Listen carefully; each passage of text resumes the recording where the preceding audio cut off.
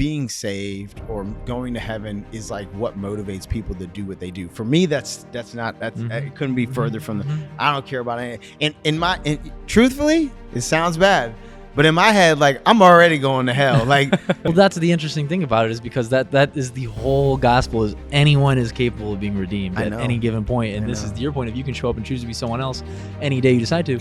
Or another piece of the puzzle of why I think Christianity might be the right one is Christianity asks you to forgive the guy who, molested your daughter. Like, that is, I can't even imagine something harder in the world to do than that. And it took me a lot of reflection to realize what was going on, but I'm like, God, that fucking person pisses me off. God, they piss me off. God, they piss me off. And it took, until I was 23 or 24 to be like, wait a second. I'm not mad at that person. I'm mad at myself because I didn't properly express what I was feeling. I used to say this thing to myself in prison. I don't know if I've ever shared this, but it's kind of crazy now. But unconsciously, we think like the person that has the answers is the person that's in control of the conversation. No, the person that's talking. The person that has the questions is in control of the conversation. That's fire. What's up, guys? My name is Mark Anthony Joe, if you don't know me. Welcome back to the Good Omen Podcast. It is my absolute pleasure to have you here. It is my hope, it is my prayer that through listening to tonight's episode, tonight's conversation with my good friend Jack, who is normally the producer of this show. Tonight is Jake. We got some help. We're moving up. But it's my hope and it's my prayer that you, that you enjoy tonight's conversation, that you get something out of it that's useful, that's inspirational, that's motivational, something that maybe gives you an answer to something you've been wrestling with in your own life or in your own mind. As always, if you don't mind, take a moment to leave us a review leave us a rating. If you're on Spotify or Apple Podcasts, which, by the way, if you're listening on Apple Podcasts, go over to Spotify. I'm trying to consolidate my listenership. And if you're on YouTube, awesome. Stay there. Really excited to have you guys on YouTube. I love that we can do audio video. That's also why I like Spotify more, because on Spotify we're audio and video. So you can have it playing. When you're busy, it'll just be in your headphones or in your speaker. But when you have a moment, you can look down and see the show. So anyway, leave us a rating. It only takes 2 seconds. If you're on YouTube, just hit the subscribe button. It's free. It doesn't cost you anything, but we appreciate it a lot. What's up, bro? What's going on? We're back at it. Round 2. Things been good? Things are great, man. Yeah. We got Jake back here, working for the biz. Dude, since the show has lately, especially, the conversation has been a lot around Christianity. I think I want to hear a little bit about your interpretation and application of scripture in your life, because Jack here is a self-described agnostic. Correct? Is that true? Yeah, I would say so. Yeah. I mean, even though he goes to traditional Latin mass once in a while, and he's not ignorant. In fact, he's more well-versed in scripture and theology than I am. And so that's worth noting, because he's not an agnostic from a place of ignorance. Like it's like a self, prescribed, like, I'm just going to stay Switzerland for right now. Tell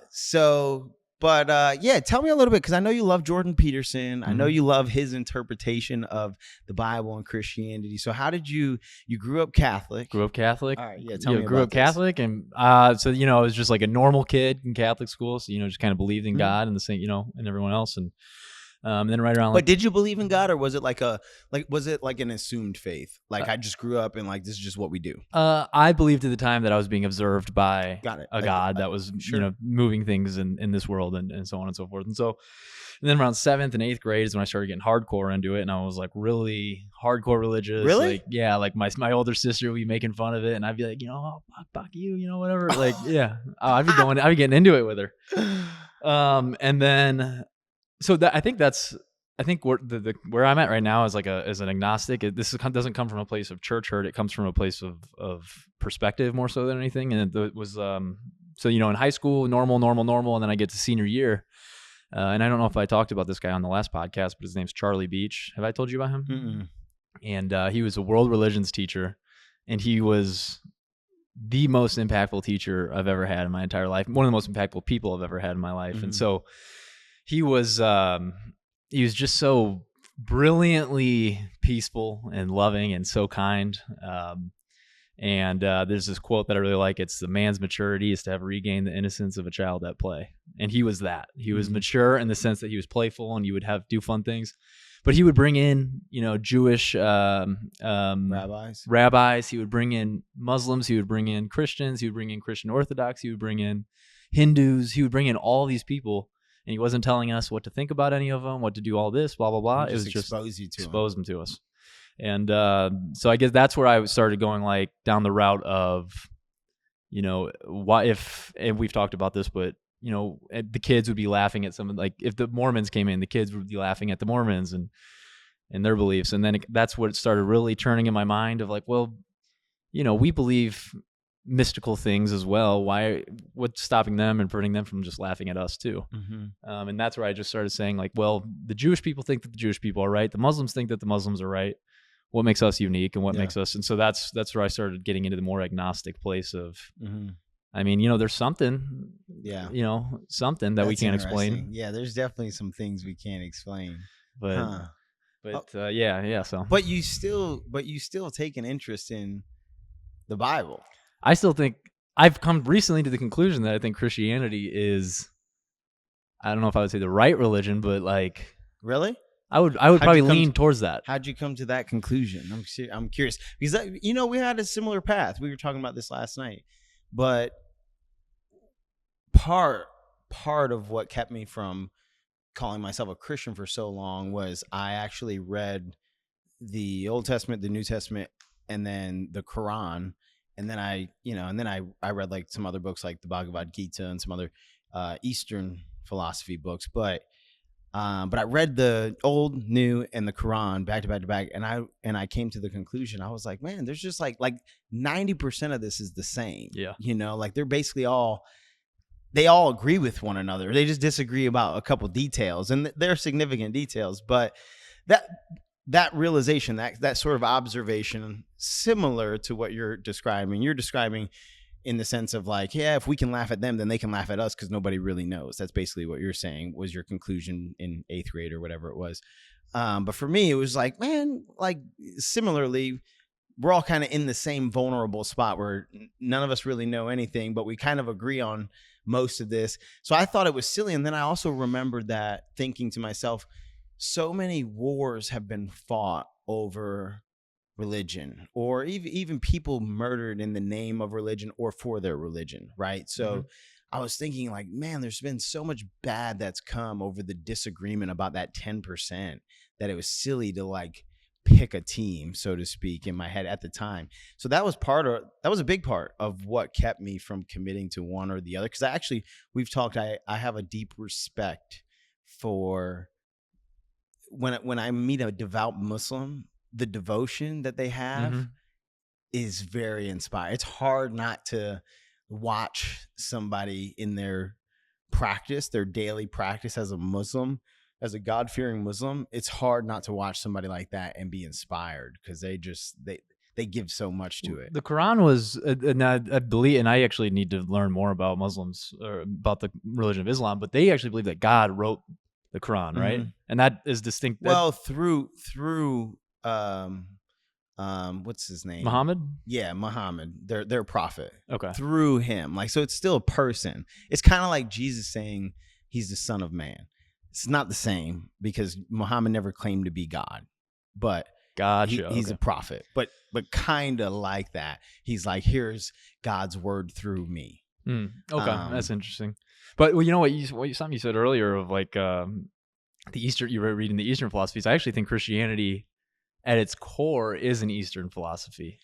I really appreciate this perspective. Explain why. Well, because the Eastern philosophies, the Buddhists and the Hindus, it's about letting go and letting go of worldly things and accepting, existence as it is. And then that's the whole message of the gospel, in my opinion, is like the passages of it is easier for a camel to pass through the eye of a needle than it is a rich man to enter the kingdom of heaven. Oof. That's someone that's attached. They're attached, and that's And Eastern philosophy is all about detachment, right? Renunciation, minimalism. Oh yeah.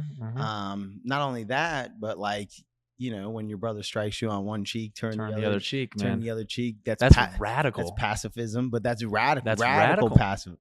Yeah, radical forgiveness. Yeah, radical forgiveness. Yep, stoicism. I could get behind that, but okay. But you said you've recently come to the conclusion that, like, if there was one, it would probably be Christianity. What was the recent so development? 'Cause I haven't heard about this yet. You haven't? No, not from you. So but I've been telling you about this philosopher, René Girard is his name, and he's a French philosopher. I know of him. Yeah. Yeah, and he is relatively recent. I think he passed away in like 2015. But so he has this concept called mimetic desire, and so basically all humans are desiring similar things, right? I see you wanting something, and therefore I want that something, and someone sees you wanting that something, and they follow you to want that something, and so it's going in this circle or a triangle. And so what that does is that means that if all of our desires are the same, we're building up and aiming for the same thing, and so conflict builds up in cultures and communities. And so as that culture and conflict builds up, you see this a lot, that we create a scapegoat out of someone. Trump could be a scapegoat, Biden could be a scapegoat, whoever. There's a collective in multiple different places that builds up and says, this person is the problem. This is the reason for our problem. And so I'm giving the short version of this, but essentially Jesus was like the greatest scapegoat, right? And what made him unique to other people was the scapegoats and mythical stories before that. They all had some sort of issue that like was almost justified. They could say, yeah, let's crucify this person because right. And then the gospel comes along, and it's like, well, Jesus was innocent and perfect, and you had no because. Yeah. Right, you had no because, and so you killed him anyway. And then that's what Girard says is the significance of Jesus rising from the dead, is it's him coming back and saying, you guys tried the scapegoat mechanism and it didn't work, so this is an antiquated thing. We do not need this anymore. And so I guess to say all that, to say that the only solution to our cultures and our society's problems now is like that radical forgiveness, that if one slaps you on the cheek, turn the other cheek. Yeah. He who is without sin cast the first stone. It's so radical, but that is the only thing. And Christianity is the only one of that. There's not much difference between Judaism, Christianity, and Islam, but that is one of the differences. That really is. Yep. I heard a Jewish rabbi. I was watching him on YouTube one time or whatever, and he goes, well, he was explaining the differences between the three, and his metaphor was someone steals a loaf of bread or whatever, and the Torah says slap them on the hand, the Quran says cut their hand off, and the gospel says just let it be and give them another loaf. Right. Real. And so I thought that was really interesting. That is really interesting. I'm convinced we're gonna win them over eventually. Who? You gonna win me over? Yeah. What does that look like to you? Winning me over? It's funny because of I don't necessarily think of you as an agnostic. I think of you as somebody who like actually walks and talks like a Christian, like because you're aware of Christian values and beliefs. You have no problem introducing them in a conversation, maybe not labeled. You might not label them that, but like if you're in a conversation, you're gonna confront, you're gonna sort of ruthlessly and enthusiastically confront untruth. You're always gonna be like, well, that doesn't make sense, or have you considered this, or I just believe this, and you're introducing Christian values, Christian sort of principles. And you live by them. And to me, that's a big deal. A lot of Christians call themselves Christians, but they don't live by Christian values. They're not good representations of the values that we profess to value. But you are. So I don't even think of you necessarily, and you're aware, like you're not like ignorant. You're not an agnostic in the sense that you're ignorant. You are sort of like where, like I said the other night, you're sort of like where I was 6 years ago, where you're just like how I always say to you, we've just both looked at the same evidence, and I just choose to participate, and you just choose not to. And yeah, I guess, but even so, like you choose to participate in what exactly? I go to church. Like if you really, because everything that I'm describing about you,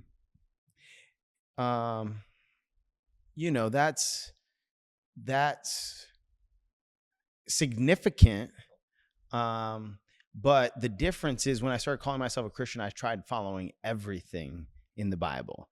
Whereas what I'm saying is basically you do most of the things that most Christians don't do. You do most of them. And I think it's fair to say that most Christians don't do. But I'm not trying to be like most Christians, first of all. Yeah. So there's a distinction there. Just because you do more than most of them doesn't mean really you're doing it. But secondarily, the kind of Christian I am is I'm trying to. I don't have to understand everything in the Bible to still try to apply it. And so like the community side of it, the church side of it, those pieces are the two that I think that you're like you got your heels dug in on. You're like, I'm not going to church. I don't need to go to church. I don't need to do small group. I don't need to tithe, for real. Yeah. You dig your heels in on those, but, and here's the deal.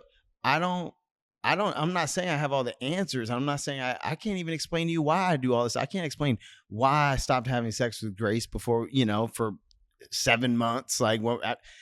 But I did, and it was good. So it worked out better for us. So some things I just do even without understanding. And I think that you are the kind of person, I know that you're the kind of person that you need to understand why you're doing something before you do it. Maybe. I don't know. I mean, I'm starting this business, for instance. To some degree, I have faith that I'm putting something good into the world. I don't completely understand. Yeah, but no, it. you only believe in things that you can explain. Like, for example, you have faith that your business is going to do well, which is why you did it. But there's you can logically deduce that if you just do X, Y, and Z, this is going to be the outcome, and you might fail, but you can see the path forward. Okay, so what is the importance of doing things that you can't see the path forward in? Man, it's I think those are the things that take you from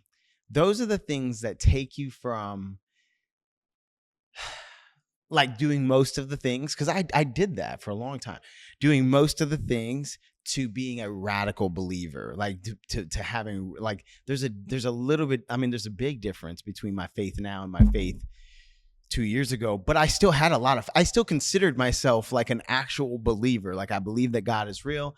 I've given my life to God. I sort of live by a lot of universally spiritual principles. And it's not until you take that first leap of faith where there's no way you understand why this is going to be good, and then it turns out being good, that fortifies your faith in a way that nothing else can. Because right now, it's so interesting. I had a personal conversation with myself in my journal, and I had to repent and admit that essentially exactly what we're saying, that I hadn't fully submitted to faith. I still was operating in a way that because I like to think that if you have real faith, then you could just see it. You could just tell by the way that somebody shows up that they have this unshakable faith in God. And I operate that way in most areas of my life. But I caught myself. There was still a few areas where I was kind of still trying to do things in my own strength, still trying to, I wouldn't quite commit to I'm trying to think of an example. I can't think of one though, but there's some scenarios you'll find yourself in where the biblical principle, and the biblical principle is to do something that doesn't really make sense. And you also know that there's this safe path over here that you could just do the safe path. Right. And so there would be times where I was catching myself do the safe path, because I didn't quite understand the biblical principle. And to me, I was interpreting that as you still have some reservations with your faith. You still have some reservations because you say that you believe what's in the Bible. Now you're aware of this thing that's in the Bible, and it's telling. An example could be I'm out in public and somebody I don't know, does something rude to Grace, and then I punch him in his face. I know the biblical principle, but also no, this guy needs to learn that. For me, that's a reservation. Then you say you believe, but you don't actually believe, because if you actually believe, then you would your follow. actions would reflect that. Exactly. Yeah. So I caught myself doing that a little bit just recently, and and I had to like have the conversation, repent, and be like, no, like this led to me forgiving my brother. Mm-hmm. You know what I mean? Like that's a perfect example. Actually, it's like, okay, there was no way in my head. There's no way that I'm gonna mend this relationship. There's no way. I'm not taking the first step. I didn't do anything, And after having that conversation with myself, I'm like, all right, even though it doesn't make sense, even though I don't want to, I can't understand. I can't justify it. I can't justify it. I'm gonna do what the Bible says. So I think that's even though you're a 90% Christian, the average listen, the average Christian is probably 30% for real. Yeah. If that's generous. They're probably 30% applying the biblical principles and living by those values. You're a 90%. But I think that's the difference. That's that 100% I've given. Because you said, what would that look like? That's what it would look like. Is like in some situations it would look different. Yeah, but I mean, even this is where it's like, for me, it's I can still look at the principles of the Bible. I can still deeply appreciate them. I can still deeply appreciate the crucifixion, for instance. Yeah, I really like your interpretation on that.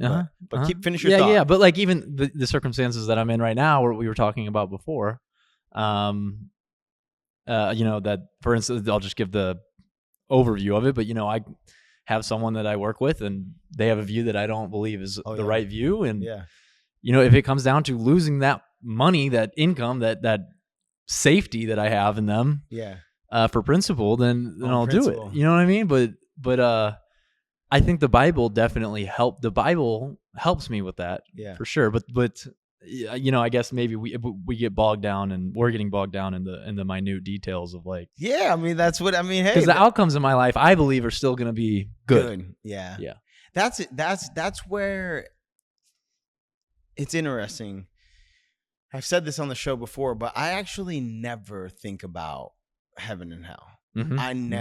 As a Christian, I know that like a lot of Christians talk about being saved, like that's like a big deal, or that's a priority to them, or I was saved, or it's a milestone or a monumental moment, which I don't want to take away. That could be the moment you give your life to Christ or something bigger than yourself. The world is a big moment, and I don't want to like downplay that. But as a Christian, I think sometimes being saved or going to heaven is like what motivates people to do what they do. For me, it couldn't be further from I don't care about anything.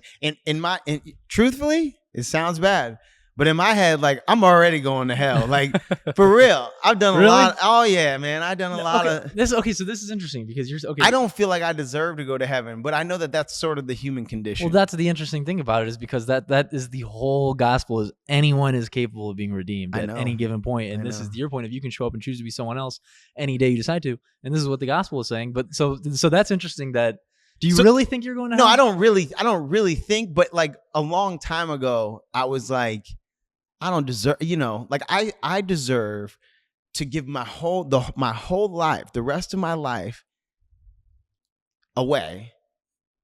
And still, if I go to heaven, great. But like, if I don't, then I know I deserve it. That's like, that was a conversation I had with myself years ago.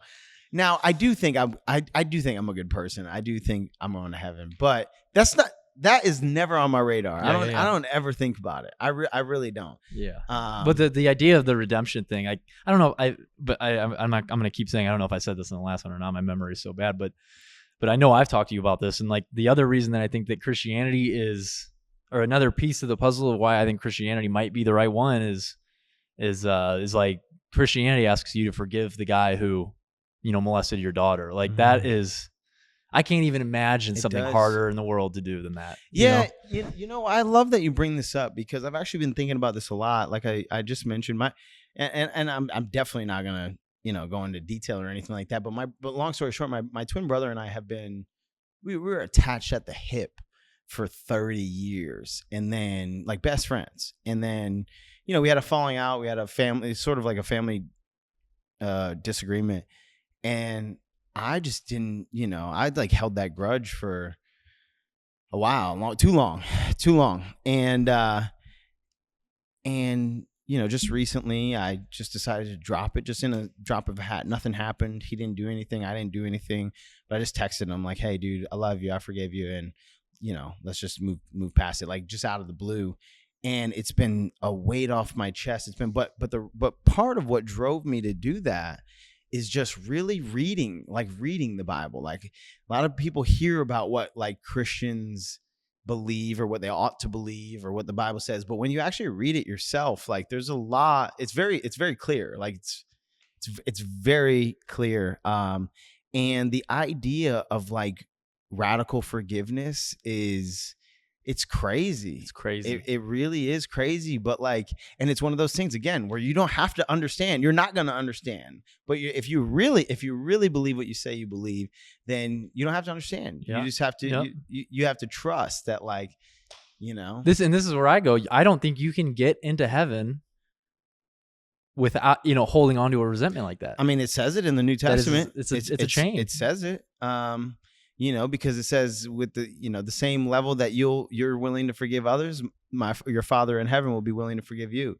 So like, if you're not willing to, then I haven't read that part. Where's that at? It says I like that. Somebody in the audience is gonna have to pull the scripture. Oh, I like that a lot. But it says that, Man. So, so that's a really, I love that about, and I've been thinking a lot about that.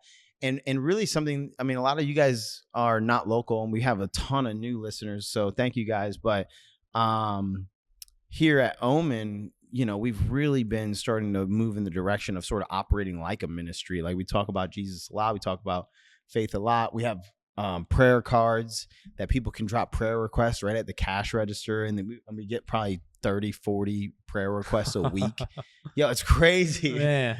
We have Bible study. We have worship nights. And so, but I bring all this up to say, like, something that is really top of mind and top of priority for me right now is like really challenging people to embrace the gospel, like to really like wear it, to, there's a chapter in Ephesians that talks about putting on the armor of God, and it's pretty explicit. It's cool.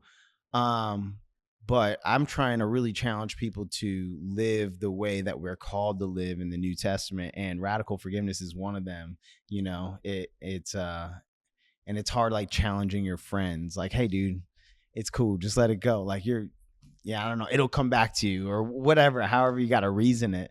But I don't want it to. I don't think that's the right way to. It'll come back to you is not the right way to.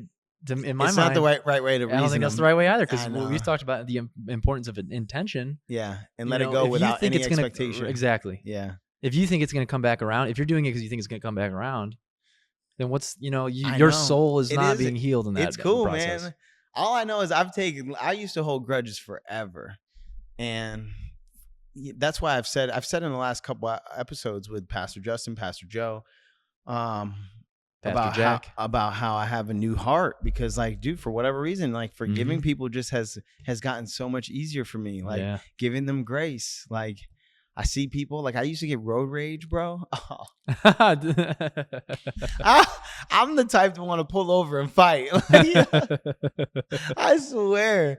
And now I'm just like, all right, I just pull over into the slow lane now and just I just putter along, dude. The slow lane. Yeah. That is the traffic thing is like a good heuristic of like where you're at. Kind of at peace? Yeah. Where you're at. Mm-hmm. Yeah. If you fly off the handle in traffic, I don't care how you show up to work. I don't care how you show up to work. If you fly off the handle in traffic, you got some unrest inside of you. Yeah. For real. 100%. 100%. That's again. There's a Stoic philosophy or theory, I don't know, whatever it is, but of like when you're in traffic and let's say you're getting pissed off, you get cut off by someone, like zoom out to where the cars look like ants, and then like just imagine like you see one little ant just kind of go in front of the other ant really quick. Like you're like, that's so silly, so dumb. It's so and silly. You really think you're doing something, like traffic's crazy. All right, so what do you think of this whole Kamala Harris deal? So from what I understand, I haven't been watching the news much, but Joe Biden was the Democratic nominee. I believe there's supposed to be a process where people vote for their nominee. Joe Biden steps down or gets put out, and then all of a sudden Kamala Harris is put up. I think that's illegal. I don't think that that's how a democratic process is supposed to work. But I'm interested to hear your take, because I know that RFK was your guy. You're a big RFK fan. I went back to RFK. I think. Okay, cool. So you're a big RFK guy. All right. So what's your take on the whole election right now? I think it's probably this. I don't know if it's probably the same as where we talked about the end result of like it's a distraction. I mean, to me it's a distraction. We're all focused on all of this big thing, and we don't even know who our mayor is. Who's running for mayor. We don't even know who's running for our local alderman. And that is like so. It's more impactful. So much more impactful. But like I think government level is solved from the bottom up, not the top down, and people vote like it's solved from the top down. Yeah. And that's sad, because we keep electing presidents hoping that they'll make our life better, when really it's our city alderman or our city councilman or our local mayor. I mean, yeah, go even further in local. Like focus on your soul first, and then focus. This is the Jordan Peterson. And then focus on your family. Then you can focus on your community. Then you can focus on your state. Then you can, it's.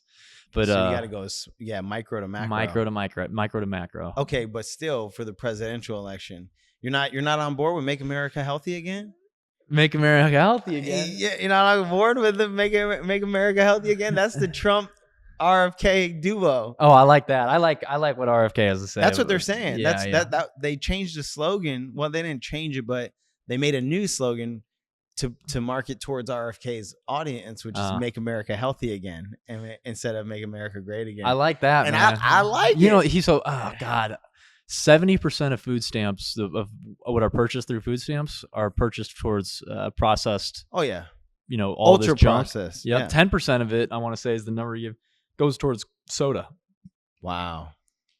I mean, I can't even like how like that is such a waste of money, and not only is it a waste of money, but it's actively hurting we're putting our tax dollars towards making things sick. Worse. Yeah, making them sick. I mean, actually. Yeah, I don't know what the solution is, but RFK seems to have some really good ideas. The last I heard, they were talking about making him, if Trump wins, making him the director of the CIA, which I think would be fire. That's what they were talking about. You think they would let him live through that? I don't know. They probably killed Trump and him. Shit, I think that's what it looks like right now. I mean, yeah, second assassination attempt. Yeah, who has seen that in their lifetime? I know. Nobody has seen two assassination attempts on a president. Yeah, I know, dude. That's crazy.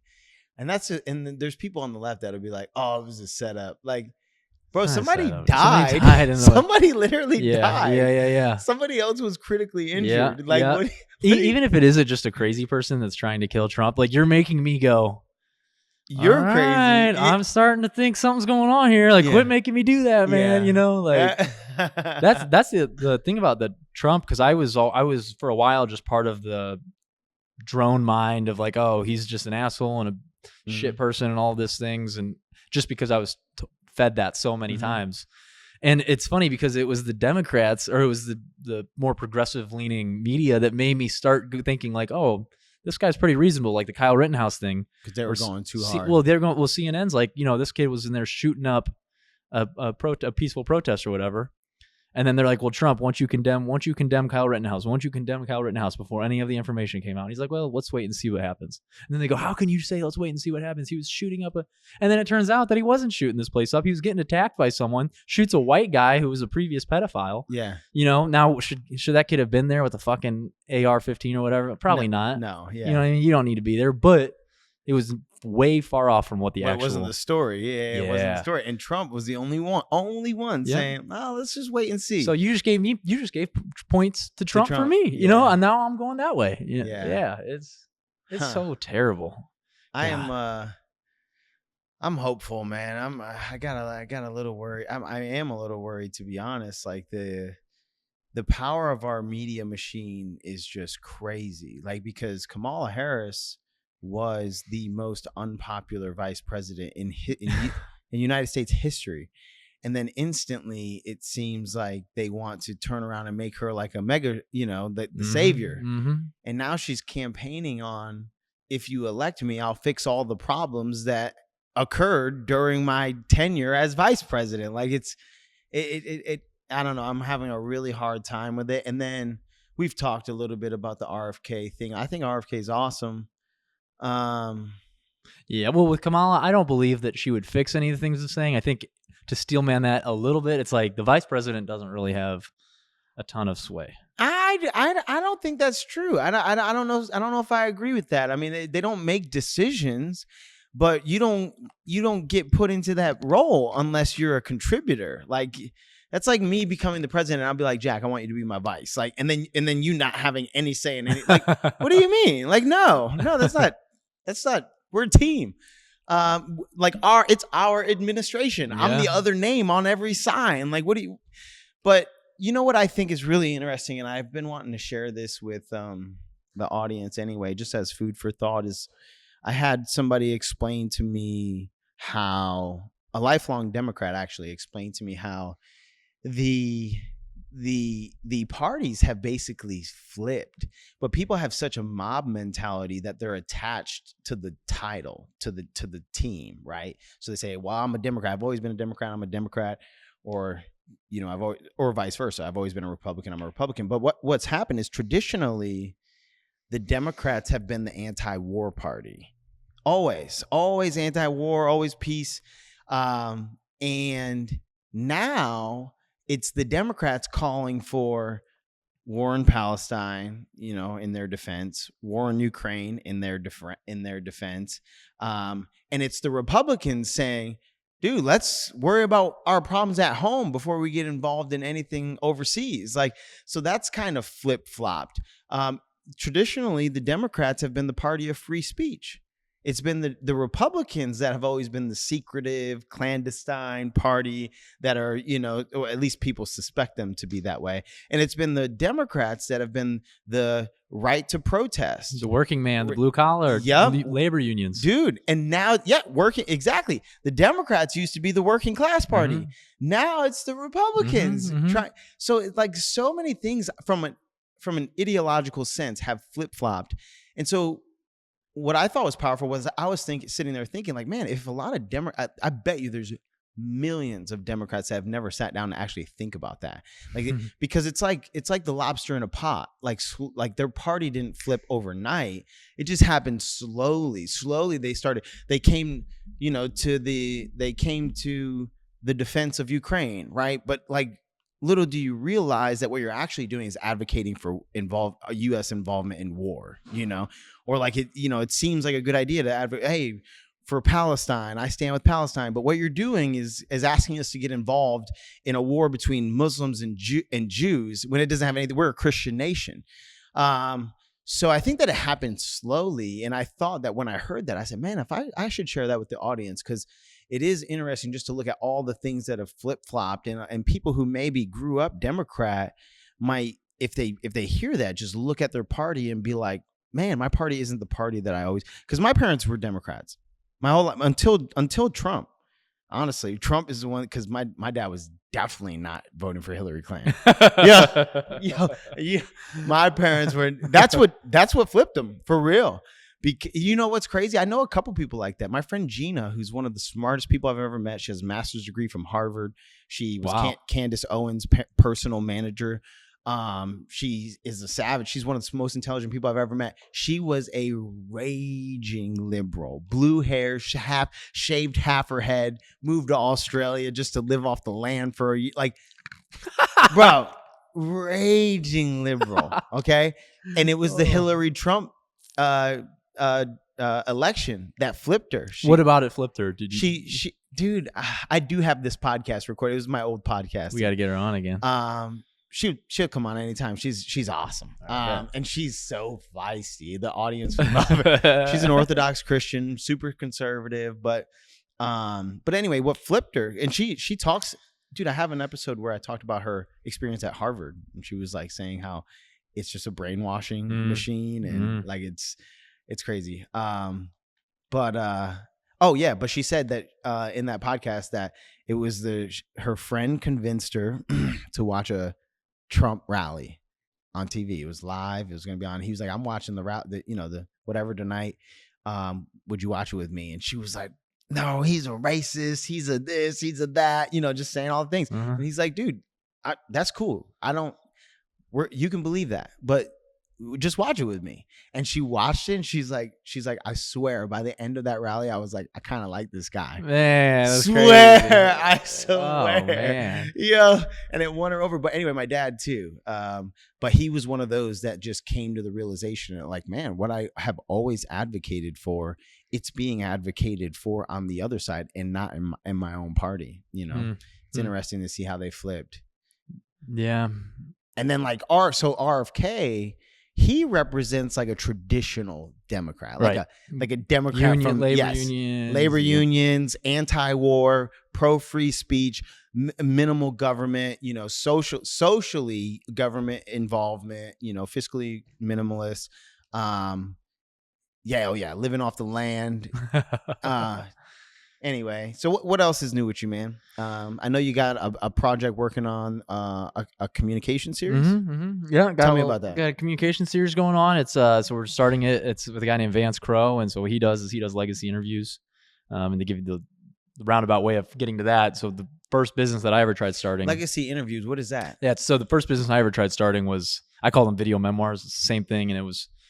I'd always before COVID, I was like, I want to go into nursing homes and just interview these people and just talk with them. And then COVID happens, and then I get out of COVID and I'm like, you know what? I want to start that back up again. I want to do this, and found a way to, it's good. I want to just start spending time with these older people because they have so much wisdom in them that people are just ignorant to, or we don't even talk to them. We get, and they die with it. They don't tell their stories. And so I was like, okay, let's record their stories and record the messages that they have and the wisdom that they have, and then pass it down to their families. I met Benjamin, and he was working with Vance Crowe at the time, and Vance is doing the same thing. He's doing legacy interviews just at larger scale, and that's how we got connected. I'm like, okay, cool. So anyway, I say all that to say that Vance he does legacy interviews, which he's just an excellent communicator and an excellent person to, if you're talking to him, you're going to walk away understanding yourself better. And so in any case, wait. But so for the audience, so legacy interviews is you're basically doing a podcast with a person, right? So you in their last stage of life. Yeah. And so, it could be 70s, could be, but whatever, older, but they're older. Yep. And they're recording this podcast, and he's just pulling out valuable stories, experiences, and perspectives from these people in their late years in life. Yep. That's amazing. Yep. Because he knows and he knows the right questions to ask, because he worked for Monsanto for a while. I don't know who that is. Monsanto is a big controversial company. They were known for Roundup, which was supposedly giving all kinds of people diseases and stuff. And so he was basically in a very short way of explaining it, he was on a PR team, and his goal was to communicate with farmers, communicate with these scientists, and communicate with the everyday population of okay, what's actually going on here? And so that's a story for another time. But any case, but in such a controversial company, you have to be excellent at understanding what people are actually thinking, and what they're actually mad about, because and excellent at framing whatever you need to communicate in a way that they will receive and not lop your head off. 100%. So all that to say, he and I are partnered up on a course that we're building out for having deeper and more, having conversations that are more conducive to yeah. And so so all that to say, the course is, when it comes to a conversation, the core of a conversation is you understand what I'm saying, and I understand what you're saying, right? And so I need to feel heard, and I also need to feel like you understand what I'm talking about. And what we found the problem in society is problem with young people. What I think there's all kinds of depression and anxiety, and why people need therapists is because we aren't having that anymore. You aren't feeling heard, and you aren't. I'm not understanding what you're saying. And that comes with things. And so in the course that we're creating, it's things like quick matching that we've talked about, which is I say my grandma just died. And then instead of you going, oh, tell me about that. What are you feeling right now? You go, oh, one time my grandma died also. Yeah. Right. And now instead of us combining and coming together, you just bounced off of it. Dude, everybody does that.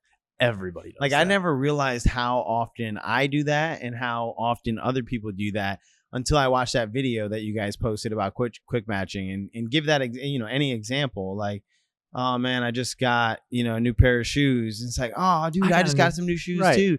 instead of being like, oh, what shoes did you get? What shoes did you get? Why'd you get them? It's so easy to pull the conversation back to you rather than keeping it on the other person. Why do we do that? It's not malice. We do it because we are taught that at a young age, but we think that's how we're connecting with people. We want to relate. Right. We want to relate. Is not the same thing as connecting. Right. I'm trying to relate to you, and I don't even realize that I've been trying to relate to you. I'm not relating to you anymore. You know? And there are times that you can do it, right? Like, I think, for instance, you've talked about, kids that have been to prison. Like, they don't want to hear this from some white guy that is working in corporate. Mm-hmm. They want to hear it from someone that's been through, what they've been through. And so you can go to them and be like, listen, like, I know exactly what you're feeling. And then you don't quick match over and over and over again from there, but you just use it one time. And then go back to what they're talking about. And so we have things like that, and like we teach you like deeply how to use that and how to properly do it. And then it's also like interest-based negotiations, for instance, which is, let's say that you and I, there's an orange sitting right here in front of it, and we both want that orange. And we're like, okay, well, what makes sense? How can we both walk away like the best scenario possible? Like, what would you... we both wanted this orange, what is the fairest way that we could do this? Split it 50-50. But with interest-based negotiation, if we talk and figure out what our interests are, you might want that peel because you want to make like a candle out of it or something, right? Or you want to, and I might just be hungry. And so we could have both walked away getting 100% of what we wanted, but because we didn't go through and say, I didn't go, okay, like, why do you want this orange? What are you thirsty? Are you hungry? What are you? We skipped all that, and then we're like, okay, let's just cut it in orange. Now we just get half. Now neither one of us gets what we want. Right, neither one of us gets what we want. Got it. That's interesting. So what made you want to start a communication course? I will say, actually, just to preface that question, is like, I think the only reason that we're friends is because you're such a good communicator. Like, because when I first met you, that's all I kept saying to Grace was like, man, he just... for your age, especially because you're a lot younger than me, but like, I'm like, he just asks such good questions. Like, it's, it's not even like I need, it's not like I was craving that. Cause I do think I have rich conversations, but I was just so impressed by the way that you like listen. The way that you listen, it's like interesting that you can notice it. Like that somebody's actually listening, because people, I think, actually listen to you so rarely these days that like when somebody actually listens to you, it can feel noticeable. It can feel kind of uncomfortable. Like, yeah, that's right. Make sure I'm saying everything I need to say. That's right. Because if you do what I do, and like I've had to, over the past year or whatever, I've had to get out of that in a sense of like, if I'm just asking you questions and asking you sense, we're gonna be 10 minutes into the conversation. You're gonna be like, whoa, this person knows a lot about me, and I hardly know anything about them. And now you actually might not trust me as much. Well, and you feel a little insecure. You're like, man, I need to stop talking. Yeah. And then it gets weird. Then they're just like, oh, well, what about you? What high school did you go to? Like, they got nothing else. Right. Exactly. So, but you asked why do I want to start a communications course? It's like just kind of I touched on a little bit, but man, dude, we do not need therapists as much as we think we do. Like but all of our conversations are just bouncing off. Yeah, I think we're pretty aligned in that. I mean, I often, in fact, when people ask me, what made you want to open a coffee shop? I'm like, well, I'm like, we're more depressed, anxious, lonely, emotionally unsupported, isolated, in every sense of the word than we've ever been. And I think that at the root of why we have so much tension, so much animosity in our country right now, the way I say it is we just don't talk to each other anymore, Right. And so we're saying very similar things, but you're taking I kind of want to like coerce people like the lobster in a pot. I want to draw people in just ever so slowly to where they don't even realize what's happening. And then one day they wake up and they have this very abundant social support system, because they just eased into this community that we're building very intentionally, and they don't realize it. But you're taking a very explicit approach of like, hey, here's how you can have deeper relationships, have more rich, more intimate conversations with everybody. Right. If we don't have the community to do it, we don't have the relationships to have. But if we have the community and don't have the conversations, then they're both. Yeah. I really like that. What's the course look like? It's a 5-week deal, so we're doing them at the very beginning of October, and then we're going to be doing 5 courses every Monday evening for $1,000. And this is like the price. This is the first trial period, and 5 courses, $1,000, and you're going to walk away. I mean, like, you won't even recognize like how rich of relationships you can have until you've gone through this, and you're like, holy shit, I am, I can tell someone that I love them. I would pay $1,000 if you could get me to remember people's names. Oh yeah? Yeah. I would. If I could just, if he taught me a trick that helped me remember everybody that I meet's name, I would pay $1,000 for that all day. I'd probably pay $5,000 for it. For real, I really would. Yeah, the secret power. You just snap your fingers. It's that valuable. Yeah, it's that valuable. Oh, bro, that is a superpower. It's incredible what it does, man. It's almost more powerful than it is more powerful than remembering the details of your conversation.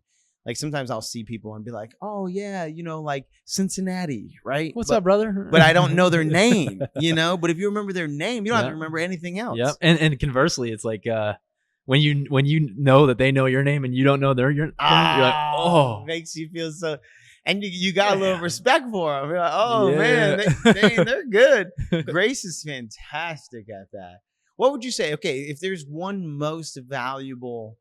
For me, I'm not nearly as good of a communicator as you are, and I haven't studied it either.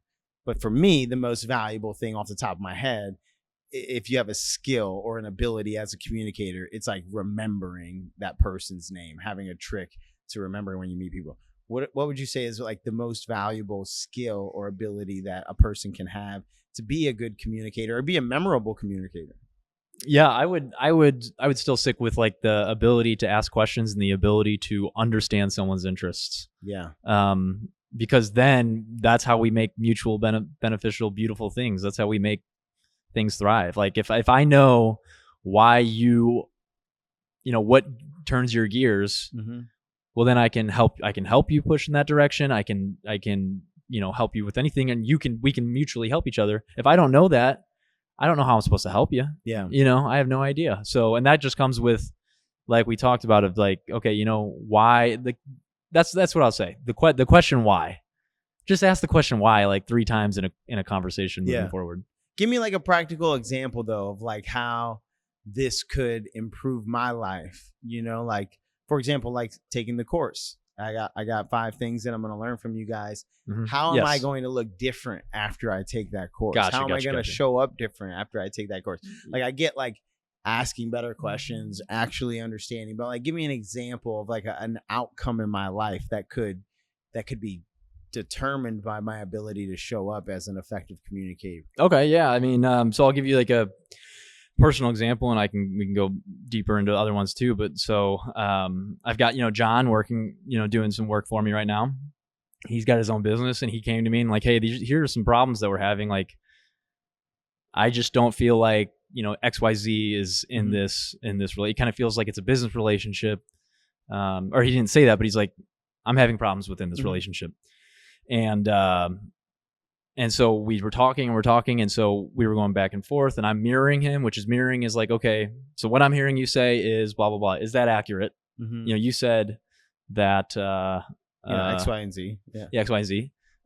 Is this accurate? And then he might say, no, that's not accurate. And now we reiterate again. Okay, say it again for me. Say it again for me. Then I reiterate, and he goes, yes, that's what it is. That's what it is. And so this showed up as like, essentially what we got out of the conversation was I was doing that in interest-based negotiations, which I was like, okay, why are you feeling the way you are? And it came down to, he's like, well, I thought we were going into this as friends, and now it feels more like a business relationship instead of friends doing business together. And like, if I hadn't asked him, okay, X, Y, Z, why is this? Why is this? If I wasn't mirroring back and forth with him and like making sure that he felt heard, we wouldn't have gotten to that. And he would have walked away feeling worse. And maybe I walked away thinking, yeah, we actually we got somewhere on this conversation. So you think the conversation's a success, and he still has lingering resentment. Yes. And instead, I know, because I witnessed the end of this, the fruit of this, but it was everybody won. Yep. Yeah. Yep. Okay. That's really, really good, especially if you're going to be an entrepreneur or in a relationship, though. Or a leader at work, but also that's what I was going to say is, your intimate relationships, your family, your friends. Yeah. So there's what's his name? There's this guy, and he does a thing called nonviolent communication, and it's very, very close to like what we're doing in a sense. I'll try to remember his name, but anyway, he tells a story about how he had this couple. He was at a conference and he was going through couples that were having problems, and he brings a couple up, and he's like, okay, to the husband, I need you to tell me what her needs are, and then after he tells me what her needs are, I need you to tell me what your husband's needs are. And they're like, oh, we've been married for 39 years. I know what his needs are, and I know what her needs are. And he's like, okay, well, what are her needs? And then the husband starts going, well, she's always nagging me about the finances, and she doesn't, or sorry, vice versa. The wife goes, he's always nagging me about our finances, and he just doesn't let me go out and do what I want to do, and he doesn't trust me, and he's like, hold on. I just need you to explain what his needs are, right? What are his needs? Why is there a conflict? What are his needs? And she goes, and she did it again, and she did it again. And he goes, that's not her needs. You are giving me a diagnosis of the situation. Mm-hmm. You're not telling me what his needs are. And then it came down to it, and he's like, well, I don't feel financially stable right now, and I'm nervous and I'm scared. And she never even knew that. Mm-hmm. She never knew that. And then now they literally, after 39 years of being in a relationship and going through this, they finally understood each other's needs because they did interest-based negotiation. They simply did. Why are you feeling that way? Just have a different just have the same conversation, a different way. Yeah, right. And you'll get a different outcome. Right. Because what was up is, you might think that what your wife, we all think we know what each other is thinking. But we don't. We have no clue. But we really don't. Yeah. Yeah. Grace and I realized that a lot when we were going through premarital counseling. We had to do that. It was like a requirement for our pastor to marry us. And they were asking, they sent us both the same survey, but blind. Uh-huh. So like, how much money is the household going to make? Like, who's going to do the dishes? Like just random questions, just all kinds of things. And anytime we answered differently, it was an indication that like we'd had that conversation and we both thought that we communicated effectively, but we didn't because you think that, we're going to split the dishes 50-50 and I think you're going to do it. Yeah, that's right. That's right. I've walked away from conversations where, and it took me a lot of reflection to realize what was going on, but I'm like, God, that fucking person pisses me off. God, they piss me off. God, they piss me off. And it took, until I was 23 or 24 to be like, wait a second. I'm not mad at that person. I'm mad at myself because I didn't properly express what I was feeling. That's a big maturity. That's a big maturity perspective. Though. Yeah, totally. That's an indication of like, because really, I read the book Extreme Ownership. I think it's up there. Actually. Chaco. So good. I'm not a big fan of his writing, but the principle of the book is amazing though. Mm-hmm. Like everything in your life is your fault. Everything. When you just start operating from, even if you don't feel that way, it doesn't matter if you feel that way. You should just understand that I influenced every outcome in my life in some way. Man, that book changes everything. It definitely changed the way that I don't want to say communicated because I'm still a terrible communicator, but changed the way I thought, especially as a leader. Like, I'm not about to blame you. That's actually why extreme ownership of that principle is actually why whenever I'm a part of a group, I have a hard time not being the leader. And some people might interpret that as like ego, like he wants to get the credit. The reason why is because if it goes bad, I know I'm going to take the blame. I'm not going to offer. I'm going to take the blame. Like this isn't a moral thing. It's just my nature. Like if I'm involved and it doesn't work out, I don't know. I just feel I'm responsible. So that's why I always want to. And it was extreme ownership that did that to me. Like if I'm on a team, he would always. One of the things is there's no bad teams. There's only bad leaders. Oh yeah.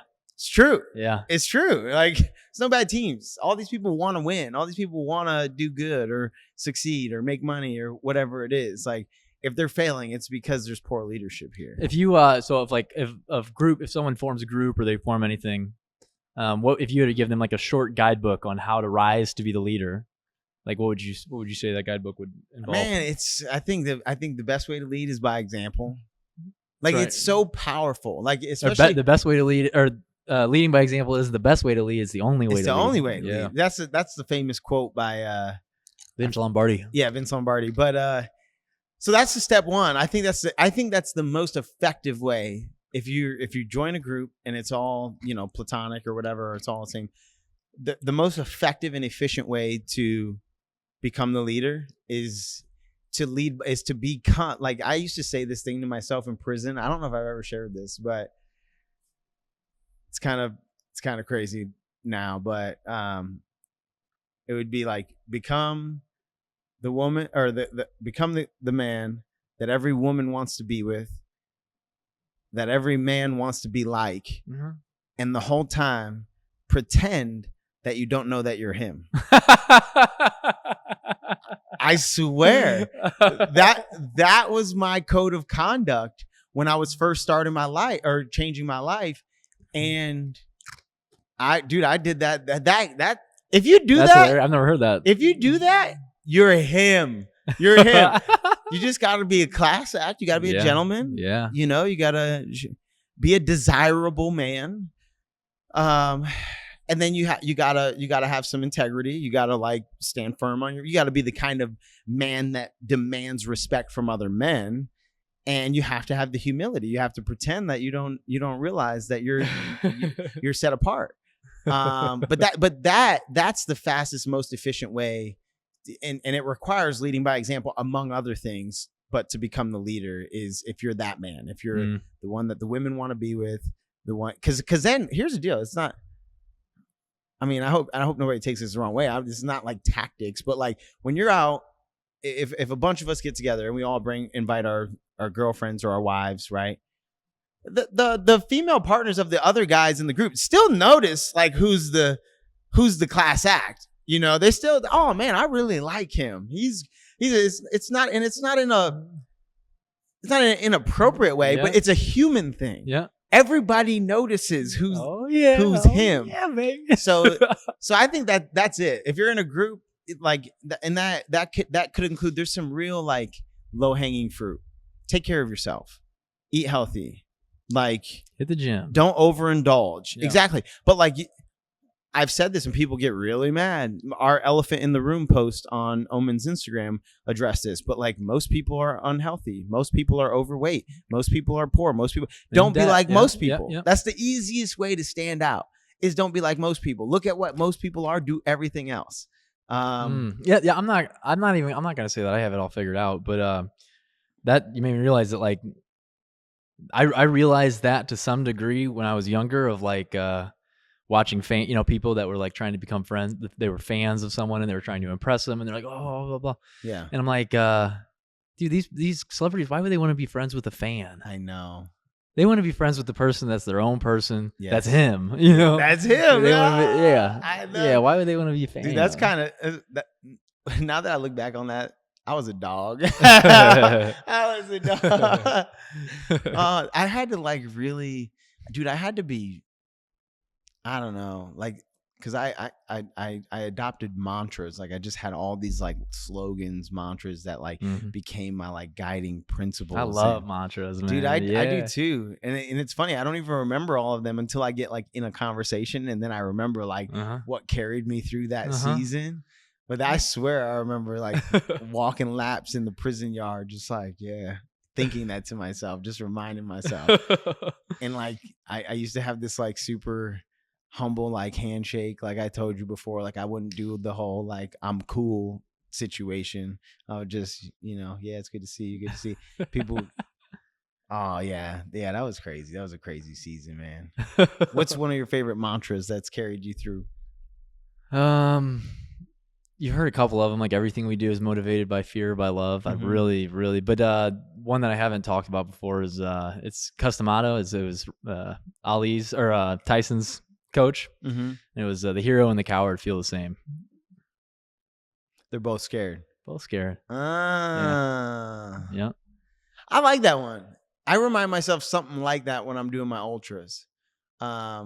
like when I'm deep, when I'm 60, 70, 80 miles in, I feel bad. But I know that they feel bad too. Yeah. And if I just pretend like I don't, it's going to break them mentally because they're in the same spot and they just want to know that I feel bad too. But if I don't appear that way, you break it taking souls. You take it their soul. I know. Oh man, I got the Ultra this week. I know. When are people going to listen to this? They'll hear this and I'll already be done. Yeah. You'll already have won. I won last year. I'm racing some dogs this year though. Yeah? Dogs. Oh yeah, you should go. I'll be in a wedding. Oh, got it. Yeah, that'd have been good. You see me in my element. Bro. Drinking some Coke. When I'm competing, it doesn't matter what I'm competing in. It doesn't matter what I compete. I think I told you at one point I had to renounce competition. Yeah, I couldn't compete in anything. I couldn't gamble, couldn't play cards, couldn't play chess, nothing. And it was very healthy for me because I feel like competing brings out the worst in me sometimes. Do you think that can be taught? You think it can be taught to have like that dog in you? You think anyone can teach it? You can learn it, or do you just have it? I don't know, but I'm highly competitive. But the thing is, like everybody, we all know what my childhood was like, and so you can kind of build a narrative that explains why a person who's been through what I've been through would end up highly competitive. Yes. You can, but Grace is arguably the most competitive person that I've met, and we have a completely different upbringing. Yeah. So like you can kind of like rationalize it no matter what is the point I'm trying to make. So to answer your question, I don't think that it can be taught, but I also don't understand. I don't even understand slightly what produces it. I don't know. Man. Because if Grace can end up with it and I can end up with it, it's like, okay, I don't know how this happened. Yeah. What about you? You think you can produce it? I don't know. I think maybe. I mean, like I'm thinking mostly in the physical realm of it right now. Yeah, physically competitive. Fuck, bro. Like I wish I want to know if you can, because I need it for like running and I think it's a mindset thing. I really do. Like that's what makes me a dog. It's not. I mean, but it's 100%. Are you thinking like? So are you think when you're running? Is your mind silent, or are you thinking? Because my theory is like if you don't have that in you, the only way you can get that is to find a way to quiet your mind. Yeah, you got to run something on loop. No, you just run something. I run things on loop when I'm running, like those mantras and stuff. Gotcha. I do. I'll run it on loop, and I told you, like when I was running the Ultra. I had two things that I kept saying, like you're strong, you're steady, you're fresh. Mm-hmm. Strong, steady, fresh. And then every time I would finish a lap, I'd be like, you could do one more. You could do one more lap. You got one more lap. And I just one more lap for like 350 laps. One more. Dog. Yeah. I love it. I love it. Dang. All right, cool, man. Yeah, I got one more thing I want to say about that. It popped into my head while we were talking, but like an idea of why like questions are so important, for instance, and being able to ask questions.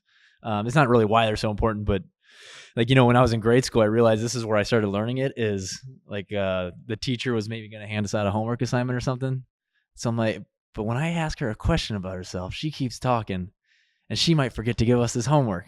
And then it would happen like that. You know what I mean? Like I could extend this podcast to 3 hours if I was just asking you questions. Oh, 100%. You know what I'm saying? Yeah, 100%. So like I guess the message I want to walk away with is like I think unconsciously we think like the person that has the answers is the person that's in control of the conversation. No, the person that's talking. The person that has the questions is in control of the conversation. No. I think commonly let me clarify. Yeah. I think commonly what we assume is the person that's talking is in control of the conversation.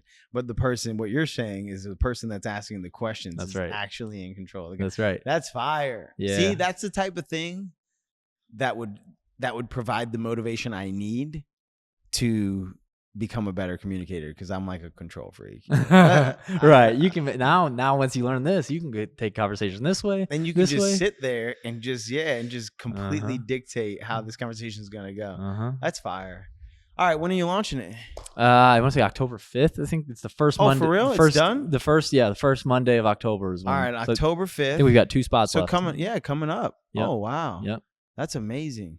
All right, well, shoot. Anybody, where do they reach out to you? Just give me on Instagram, Jack Millikan, Jack.Millikan, Milli. It'll be in the show notes. It'll be in the show notes. I'll make sure to get it in the show notes. But for real, guys, Jack is easily, I think it's fair to say that you're the best communicator in my life. I learn a lot about communication just by being your friend, even though you don't teach me. You do some things though, like the quick matching and all that stuff, but we never sit down and actually talk about it. Right. I just pick things up because you're so good. So I highly recommend you guys hitting Jack up. 2 spots left. Any last words? Yeah. Man, let's keep going, baby. Let's keep going to the moon. Let's keep going. We've built this podcast. It's going. Mm-hmm. It's going. It wouldn't be what it is without you. So I really appreciate, you doing it for me the way that you do and teaching me everything that you have along the way. Thanks for the opportunity. All right, guys. We'll talk to you next time. Peace.